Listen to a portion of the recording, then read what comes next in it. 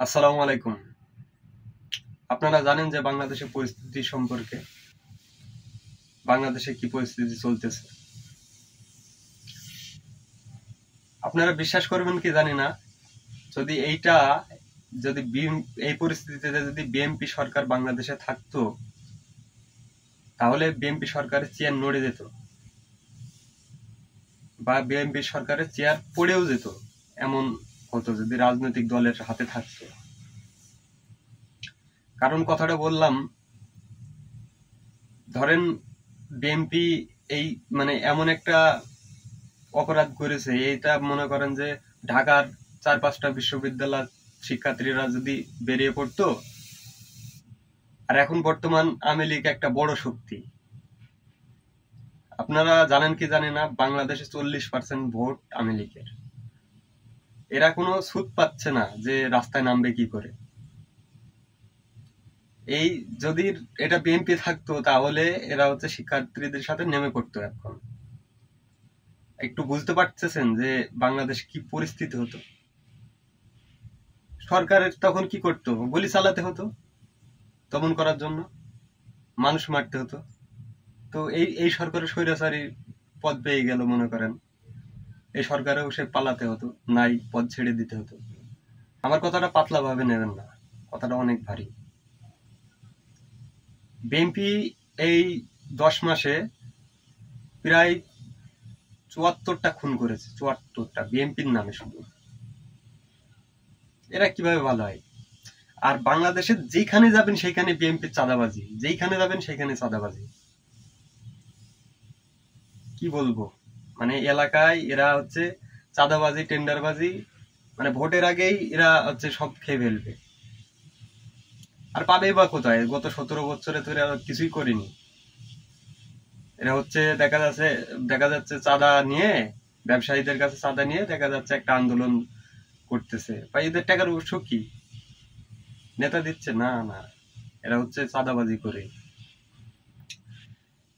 তো এইভাবে বেশি দিন চলবে না, এইভাবে বেশি দিন চলবে না। আর আপনাদের একটা ভবিষ্যৎবাণী আমি করে দিই, আপনারা এইভাবে ক্ষমতা বেশি দিন চালাতে পারবেন না, আমি বলে দিলাম।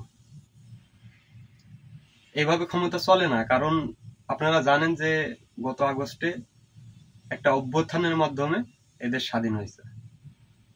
একই কাজ আপনারা করতেছেন, তাছাড়া বেশি। আমার মনে হয় না যে এই 54 বছরে, গত 54 বছরে এমন হত্যাকাণ্ড হয়েছে বাংলাদেশে যেটা আপনারা করেছেন। খুব মর্মান্তিক। এই ভিডিও কি দেখা যায়?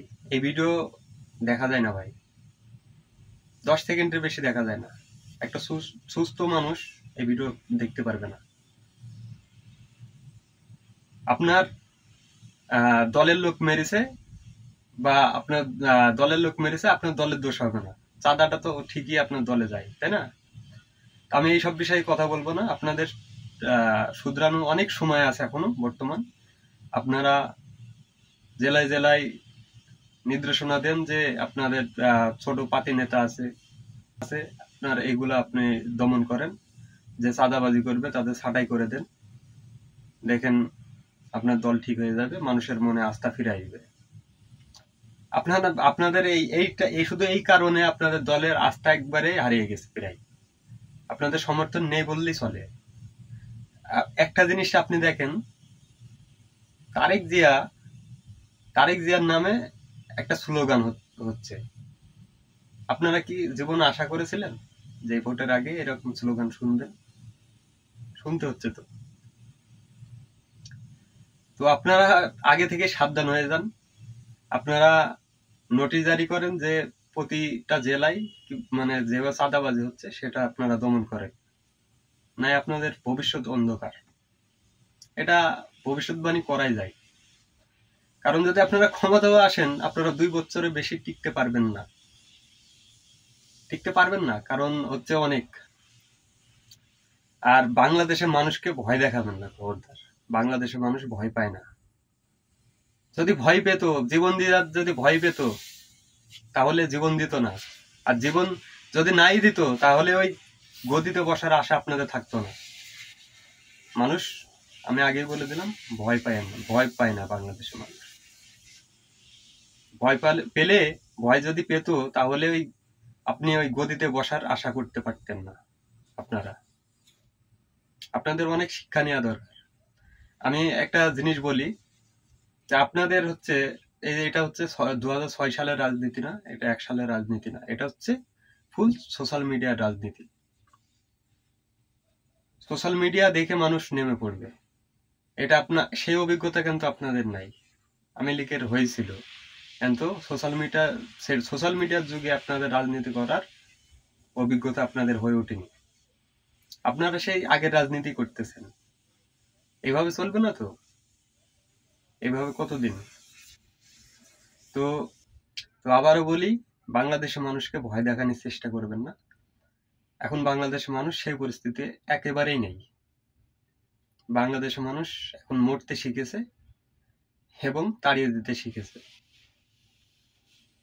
তো আপনারা একটু মাথা খাটিয়ে রাজনীতি করবেন। সেই বাংলাদেশ আর নাই। 2006 সাল বা 2001 সালে সেই রাজনীতি নাই এখন বর্তমান। অনেক পরিবর্তন, এখন ফুল সোশ্যাল মিডিয়ার যুগ। আপনি একটা ছোট কাজ, মানে একটা অপরাধ করবেন ছোট, তাও একটা নেটে চলে আসবে, মানুষ খেপে যাবে।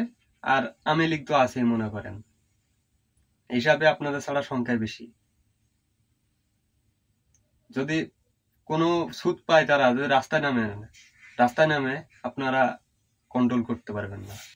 খুব সাবধানে রাজনীতি করবেন আপনারা। আপনাদের সতর্ক করতেছি। আমি ব্যক্তিগতভাবে তারেক জিয়াকে আমি পছন্দ করি অবশ্য, কিন্তু এখন যে পরিস্থিতি হলো, এটা কি হলো? তারেক জিয়া পুরা অপমান। এইরকম অপমান মনে হয় বিএনপির জীবনে শোনেনি। আর গত 54 বছরে এরকম বাংলাদেশে এরকম খুন হয়নি, যে খুনটা হয়েছে। কি বলবো? তো যাই হোক, আপনারা চেষ্টা করবেন যে শুধরানো, নাই আপনাদের পতন কেউ ঠেকাতে পারবে না। এটা ভবিষ্যৎবাণী করাই যায়। আর একটা কথা, ইলিয়াস ভাই হচ্ছে আপনাদের এখন আমার মনে হচ্ছে জানে বিএনপির প্রচার করা শুরু করছে আস্তে আস্তে। কেন জানে আমার মনে হচ্ছে যে বিএনপির প্রচার করা শুরু করতেছে। কয়েকটা ভিডিও দেখলাম, লাস্টের কটা, আমার মনে হলো যে বিএনপির কিছু কিছু জিনিস প্রচার করতেছে আমাদের। ভাই একটা কথা বলি, আপনার উপরে প্রচুর বিশ্বাস মানুষের এখনো আছে, এখনো প্রচুর। আপনি নায়ক একটা, আপনি বিশ্বাস করেন না করেন, বিএনপি পার্টির যত জনপ্রিয়তা বাংলাদেশের মানুষের কাছে, ঠিক তাছাড়া জনপ্রিয়তা আপনার বেশি। আশা করি ব্যক্তিত্ব ধরে রাখবেন।